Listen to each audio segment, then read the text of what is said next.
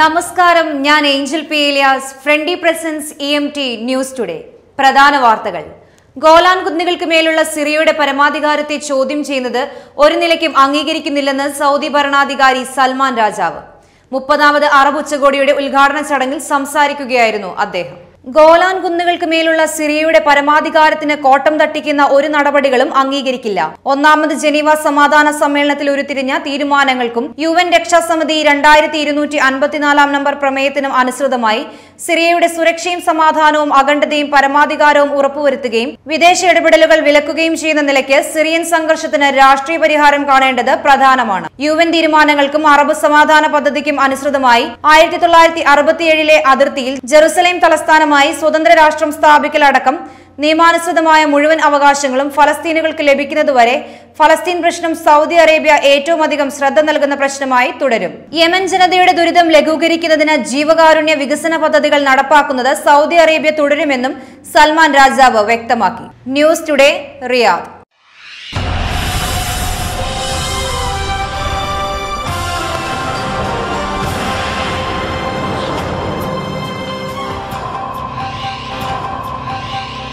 സൗദിയിൽ 3.25 കോടിയിലേറെ ഗതാഗത നിയമലംഘനങ്ങൾ രജിസ്റ്റർ ചെയ്തതായി ഔദ്യോഗിക കണക്ക്. ഏറ്റവും കൂടുതൽ നിയമലംഘനങ്ങൾ രജിസ്റ്റർ ചെയ്തത് റിയാദിലാണ്. റിയാദിൽ 2,80,21,075 നിയമലംഘനങ്ങൾ രജിസ്റ്റർ ചെയ്തു. രണ്ടാം സ്ഥാനത്തുള്ള മക്ക പ്രവിശ്യയിൽ 89,81,023, മൂന്നാം സ്ഥാനത്തുള്ള കിഴക്കൻ പ്രവിശ്യയിൽ 12,56,525, മറ്റു പ്രവിശ്യകളിൽ 5,46,687 നിയമലംഘനങ്ങളുമാണ് കഴിഞ്ഞ വർഷം രജിസ്റ്റർ ചെയ്തത്. അമിത വേഗത്തിന് 2,19,05,612 നിയമലംഘനങ്ങൾ രജിസ്റ്റർ ചെയ്ത് പിഴ ചുമത്തി.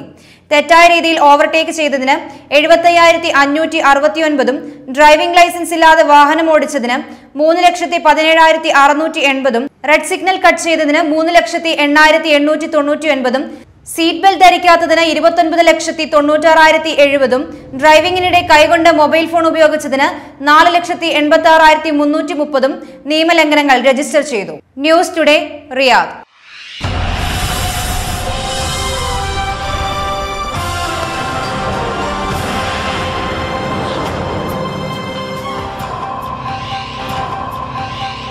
സൗദിയിലെ തൊഴിൽ വിപണിയിൽ വനിതാ പങ്കാളിത്തത്തിൽ 8% വളർച്ചയുണ്ടായതായി ഇന്റർനാഷണൽ ലേബർ ഓർഗനൈസേഷന്റെ കണക്കുകൾ. കഴിഞ്ഞ വർഷാവസാനത്തെ കണക്കുകൾ പ്രകാരം പ്രാദേശിക തൊഴിൽ വിപണിയിൽ വനിതാ പങ്കാളിത്തം 22.3% ഉയർന്നത്. 2030 തൊഴിൽ വിപണിയിലെ വനിതാ പങ്കാളിത്തം 30% ഉയർത്തുന്നതിന് വിഷൻ 2030 പദ്ധതി ലക്ഷ്യമിടുന്നു. വിദേശികൾക്ക് പകരം സ്വദേശികളെ നിയമിക്കുന്നതിനുള്ള സൗദിവൽക്കരണ ശ്രമങ്ങളിൽ പ്രധാന ഘടകമാണ് വനിതകൾ. 1970 മുതലാണ് സൗദിയിൽ വനിതകൾ യൂണിവേഴ്സിറ്റികളിൽ പോകാൻ തുടങ്ങിയത്. 15 വർഷത്തിനിടെ സൗദിയിൽ വനിതകൾക്കുള്ള വിദ്യാഭ്യാസ അവസരങ്ങൾ ശ്രദ്ധേയമായ നിലയ്ക്ക് വർദ്ധിച്ചിട്ടുണ്ട്.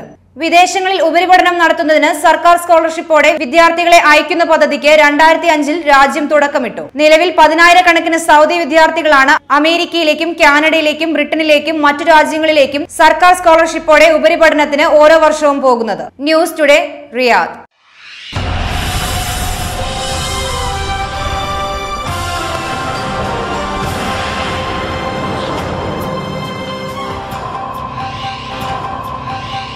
ദുബായ് എയർപോർട്ടിലെ കണ്ണാടിക്കൂടിനുള്ളിലെ 20 കിലോഗ്രാം സ്വർണം പുറത്തെടുക്കുന്നവർക്ക് സ്വന്തമാക്കാമെന്ന തരത്തിൽ പുറത്തുവന്ന വാർത്ത വ്യാജമാണെന്ന് അധികൃതർ. എയർപോർട്ട് കമ്പനി ഇത്തരമൊരു മത്സരം ഒരിക്കലും നടത്തിയിട്ടില്ലെന്നും അധികൃതർ പറയുന്നു. രാജ്യാന്തര മാധ്യമങ്ങളിൽ വരെ ഈ വ്യാജ വാർത്ത പ്രത്യക്ഷപ്പെടുകയും വീഡിയോ വ്യാപകമായി പ്രചരിക്കുകയും ചെയ്തിരുന്നു. കണ്ണാടിക്കൂട്ടിനുള്ളിൽ നിന്ന് സ്വർണ്ണക്കെട്ടി പുറത്തെടുത്ത് ഒരാൾ വിജയിച്ചതായും ചില പത്രങ്ങളിൽ വാർത്ത വന്നിരുന്നു. ഇപ്പോഴോ മുമ്പോ ഇത്തരം ഒരു കണ്ണാടിക്കൂട് മത്സരം തങ്ങൾ സംഘടിപ്പിച്ചിട്ടില്ലെന്നും എയർപോർട്ടിൽ അത്തരമൊരെണ്ണം ഇതുവരെ ഉണ്ടായിട്ടില്ലെന്നും ദുബായ് എയർപോർട്ട്സ് വക്താവ് പറഞ്ഞു. News today, Dubai.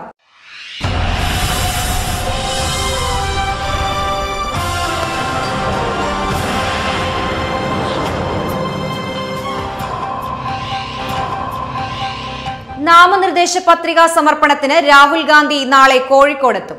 രാഹുലിനൊപ്പം വരണാധികാരിയുടെ ഓഫീസിൽ കയറാനാവുക 4 പേർക്ക് മാത്രം. 10 മിനിറ്റ് കൊണ്ട് നടപടിക്രമങ്ങൾ പൂർത്തിയാക്കാനും കർശന വ്യവസ്ഥകളുണ്ട്. നാളെ കോഴിക്കോട്ടെത്തുന്ന രാഹുൽ മറ്റന്നാളാണ് പത്രിക നൽകുക. പത്രികാ സമർപ്പണത്തിന് ശേഷം മണ്ഡലത്തിലെ നേതാക്കളുമായി ചർച്ചയ്ക്കും സമയം നിശ്ചയിച്ചിട്ടുണ്ട്. കൽപ്പറ്റ SKMJ സ്കൂൾ ഗ്രൗണ്ടിൽ നാളെ വൈകിട്ട് ട്രയൽ റൺ നടക്കും. 400 മീറ്ററാണ് നോമിനേഷൻ കൊടുക്കുന്ന വയനാട് കളക്ടറേറ്റിലേക്കുള്ള ദൂരം. കളക്ടറേറ്റിൽ നിന്നും പുറത്തേക്ക് പോകുന്ന ഗേറ്റിന് സമീപം ഇറങ്ങി ഹാളിലേക്ക് നടന്നുപോകും. പരമാവധി 10 മിനിറ്റിനകം നടപടിക്രമങ്ങൾ പൂർത്തിയാക്കാനാണ് നിർദ്ദേശം. നോമിനേഷൻ കൊടുത്തതിനു ശേഷം രാഹുൽ സമീപത്തുള്ള ഓഡിറ്റോറിയത്തിൽ വയനാട് മണ്ഡലത്തിലെ പ്രധാനപ്പെട്ട നേതാക്കളുമായി ആശയവിനിമയം നടത്തും. മുതിർന്ന നേതാക്കൾക്ക് മാത്രമേ ഇതിൽ പങ്കെടുക്കാനാവൂ എന്നും പരമാവധി എണ്ണം കുറയ്ക്കണമെന്നും SPG ആവശ്യപ്പെട്ടിട്ടുണ്ട്. News today Wayanad.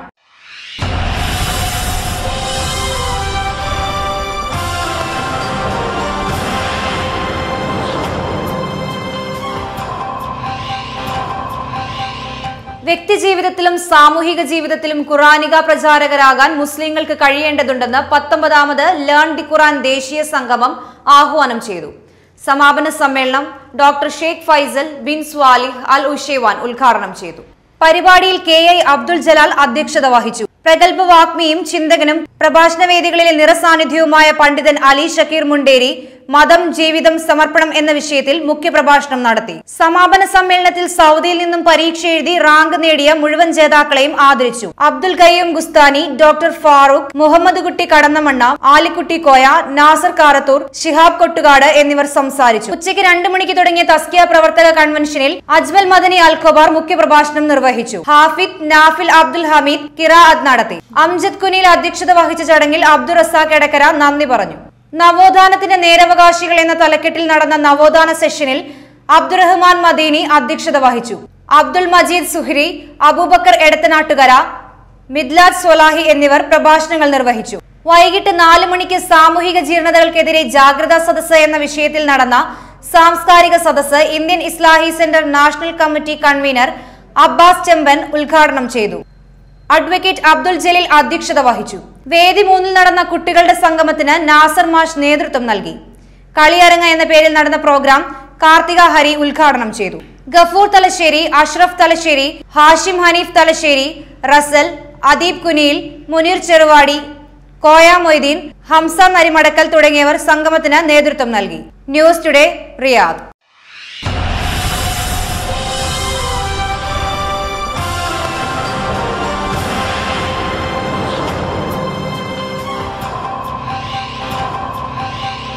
മുപ്പത്തൊന്ന് വർഷത്തെ പ്രവാസ ജീവിതത്തിന് ശേഷം നാട്ടിലേക്ക് മടങ്ങുന്ന റിയാദിലെ ജീവകാരുണ്യ മേഖലയിൽ ശ്രദ്ധേയനായ ഡോക്ടർ രാജു വർഗീസിന് റിസ പ്രവർത്തകർ യാത്രയയപ്പ് നൽകി. ന്യൂസഫ മക്ക ഹാളിൽ നടന്ന ചടങ്ങിൽ Zubair Kunju foundation chairman doctor Abdul Aziz അധ്യക്ഷനായിരുന്നു.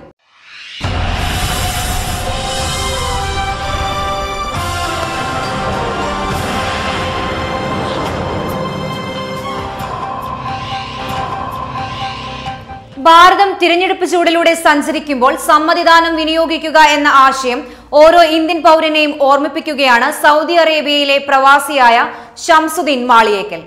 സ്വയം സ്ക്രിപ്റ്റ് എഴുതി സംവിധാനം ചെയ്ത ചൌക്കീദാർ എന്ന വീഡിയോയിലൂടെയാണ് ഷംസുദ്ദീൻ ജനാധിപത്യ സന്ദേശം നൽകുന്നത്. ബിസിനസിനൊപ്പം കലാപ്രവർത്തനങ്ങളും ഒരുമിച്ച് കൊണ്ടുപോകുന്ന ഈ കലാകാരൻ മുമ്പ് ചെയ്ത അനവധി ഷോർട്ട് ഫിലിമുകൾ സാമൂഹ്യ മാധ്യമങ്ങളിൽ വമ്പൻ ഹിറ്റുകളായി മാറിയിട്ടുണ്ട്.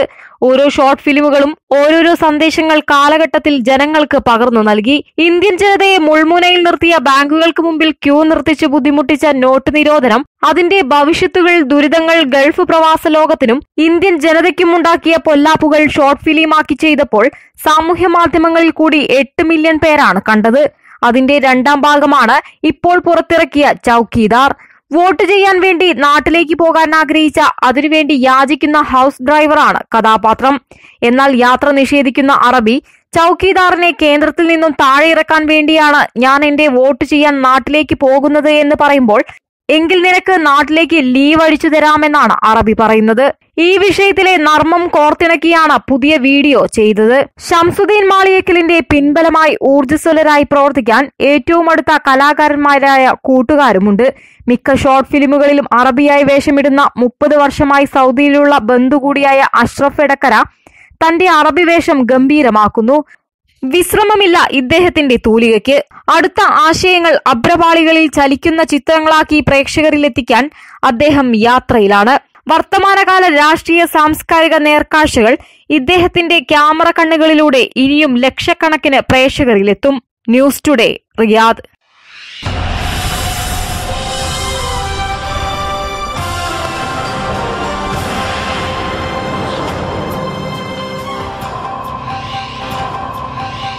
KMCC റിയാദ് സെൻട്രൽ കമ്മിറ്റി സംഘടിപ്പിച്ച മണ്ഡലം ഏരിയാതല ഏകദിന സെവൻസ് ഫുട്ബോൾ ടൂർണമെന്റിൽ മങ്കട മണ്ഡലം ചാമ്പ്യന്മാരായി. 3 ഗോളിന് ഷൊർണൂർ മണ്ഡലത്തെയാണ് മങ്കട പരാജയപ്പെടുത്തിയത്. വിന്നേഴ്സ് ട്രോഫിയും ജരീർ മെഡിക്കൽ സെന്റർ പ്രൈസ് മണിയും പ്രസിഡന്റ് CP മുസ്തഫയും ആക്ടിംഗ് സെക്രട്ടറി ജലീൽ തിരൂരും ചേർന്ന് സമ്മാനിച്ചു.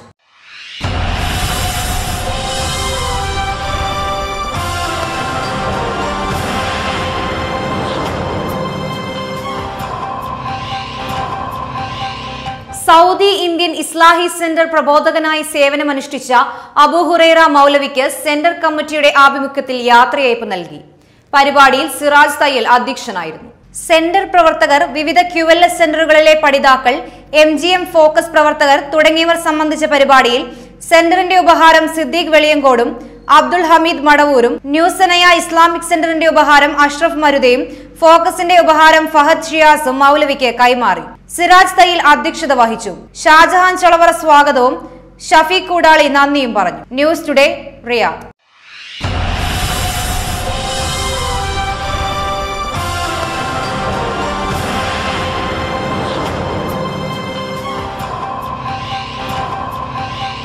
റിയാദിലെ Navodaya Safa Makkah arts academy Kunjunnimash അനുസ്മരണം നടത്തി. അക്കാദമിയിലെ മുതിർന്ന വിദ്യാർത്ഥി ആദിത്യ ജയകുമാർ കുഞ്ഞുണ്ണി കവിത ചൊല്ലി അനുസ്മരണ യോഗം ഉദ്ഘാടനം ചെയ്തു.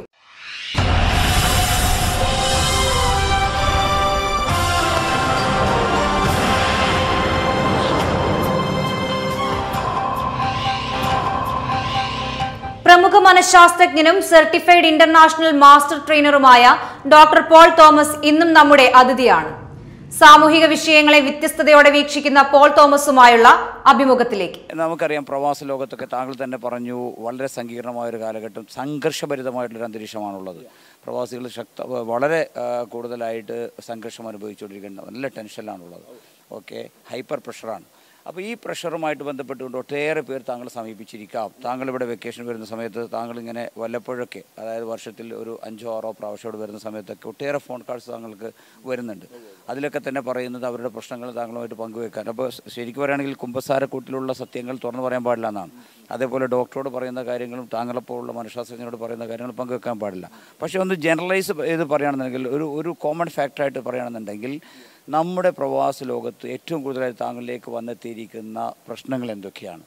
ആ പ്രശ്നങ്ങൾക്കുള്ള പരിഹാരം താങ്കളിലുണ്ടോ? എന്താണ്? അതായത് സ്ത്രീകളുടെ ഭാഗത്തു നിന്നാണോ കൂടുതൽ വന്നിരിക്കുന്നത്, കുട്ടികളുടെ ഭാഗത്തു നിന്നാണോ, അതുപോലെ തന്നെ പേരൻസിൻ്റെ ഭാഗത്താണോ, അതുപോലെ തൊഴിൽ സമൂഹത്തിൻ്റെ ഭാഗത്തു നിന്നാണോ?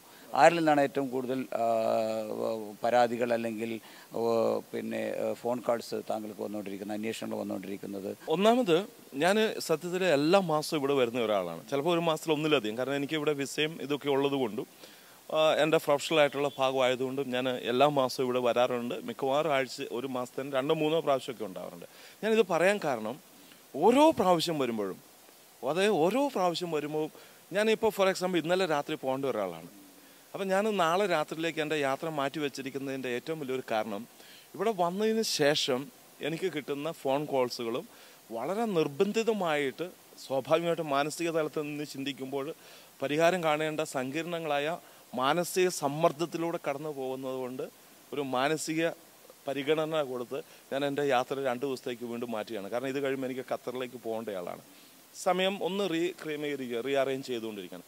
അതിൻ്റെ കാരണം, ഈ കാലഘട്ടത്തിൽ പ്രവാസ ജീവിതത്തിൽ വളരെയധികം മാനസിക സമ്മർദ്ദങ്ങൾ ഉണ്ടാകുന്നുണ്ട്.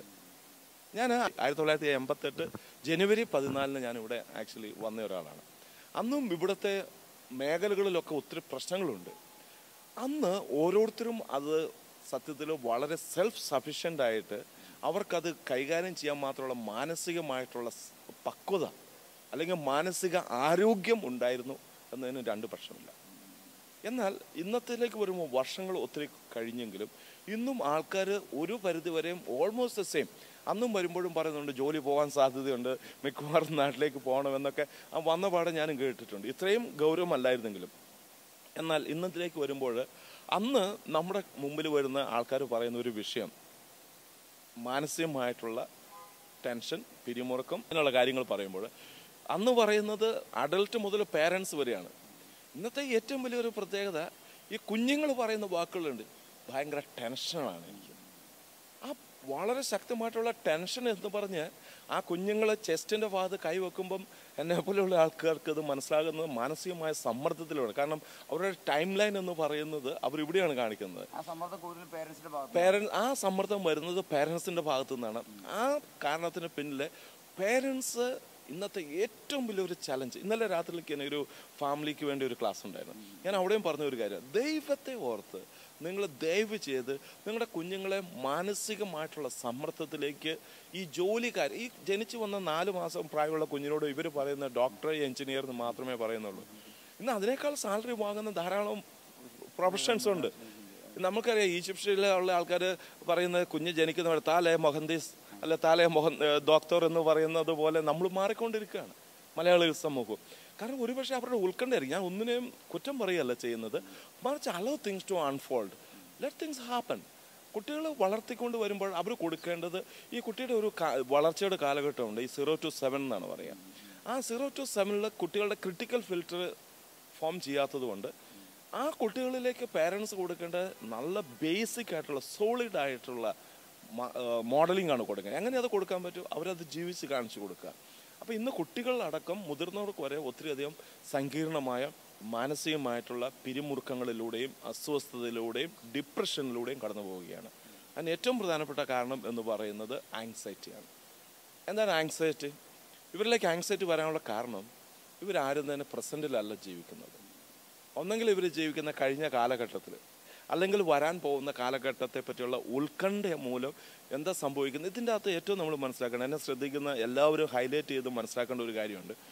നമ്മൾ കഴിഞ്ഞ ഒരു കാലത്തെ പറ്റിയിട്ട് ചിന്തിക്കുമ്പോഴോ വരാൻ പോകുന്ന ഒരു കാലഘട്ടത്തെ പറ്റി ചിന്തിക്കുമ്പോൾ സത്യത്തിൽ ഇതിൻ്റെ തിക്ത അനുഭവം ആരാണ് അനുഭവിക്കുന്നത്, എവിടെയാണ് അനുഭവിക്കുന്നത്?